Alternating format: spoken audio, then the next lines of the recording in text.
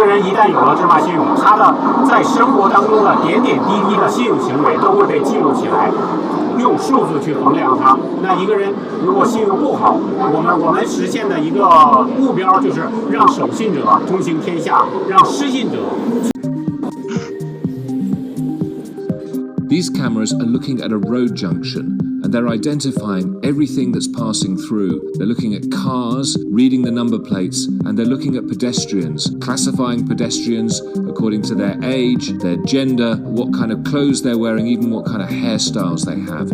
This software analyzes crowds. It's producing a heat map of where people are massing together, the sort of thing you might use to prevent overcrowding. You can also see that it's also able to track individuals through the crowd. So if you're looking for a suspect, this is the kind of software you might want to use.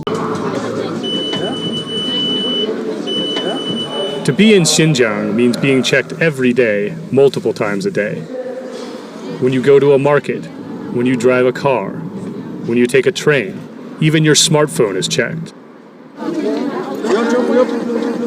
As reporters, we were stopped dozens of times by police in just a few days. Our interviews were interrupted.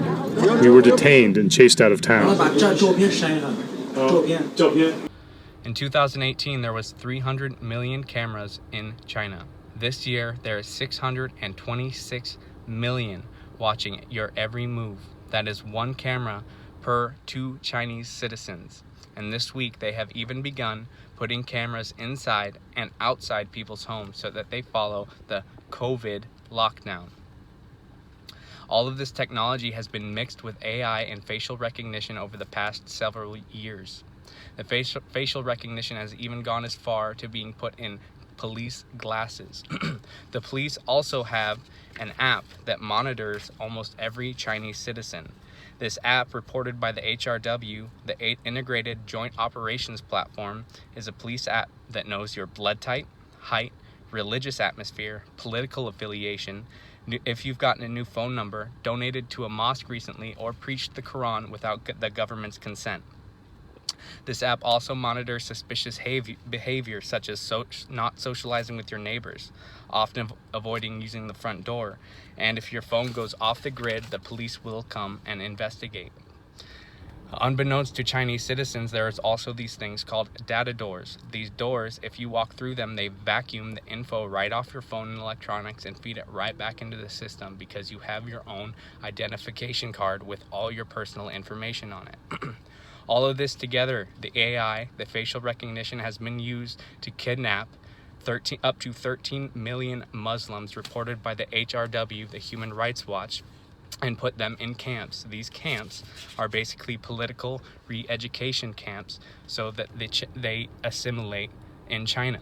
And all of this has been supported by the social credit system. If you step out of line, your social credit score will be lowered.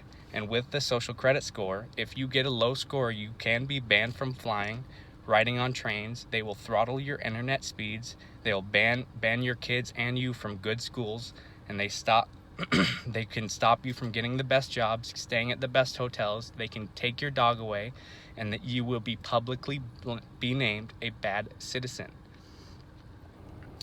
And how do we actually know what is all going on here? This is just the scrape of the top of the barrel, that everything is so tightly knit in China. Who knows what they're doing with this information, and who knows if all their citizens are actually safe?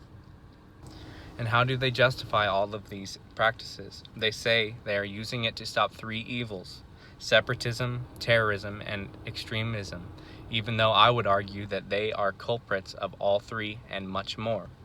And every day there is even more cameras being put in every country. Some countries even paying China to set up the same system in their countries, such as Ecuador and Japan. The US has been gaining more and more facial recognition software throughout the country. The FBI and many police departments are using this technology at the moment, and they have been reported to abuse the data. They have been reported on spying on exes, business partners, neighbors, and journalists just from the police. And if they have the option to access this information, they're going to do it, most likely, unless they've got a good heart, which many people don't. You can look at all this data on facialrecognition.com. There's a very, very comprehensive list of all the places that do have facial recognition right now inside the United States and the ones that have banned it. And I do recommend that everybody goes on there and checks it out and sees the extent of how far it is in America. And it's not the same as it is in China. We don't have a social credit score, but the technology is being put in place to create a certain state like that. And it seems throughout history, every couple of years, we just keep losing more and more rights. We already don't have a right to privacy. So who knows if we are being monitored right now.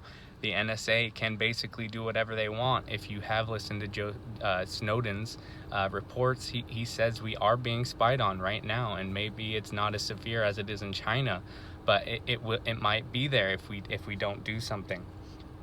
And that brings me to my last point: is we need to stand up for ourselves, and we need to get educated, because if you do not know about what is going on, you will never be able to stop it. If you don't know what is coming, you will never be able to prevent your children from living in the world that you are ignorant of.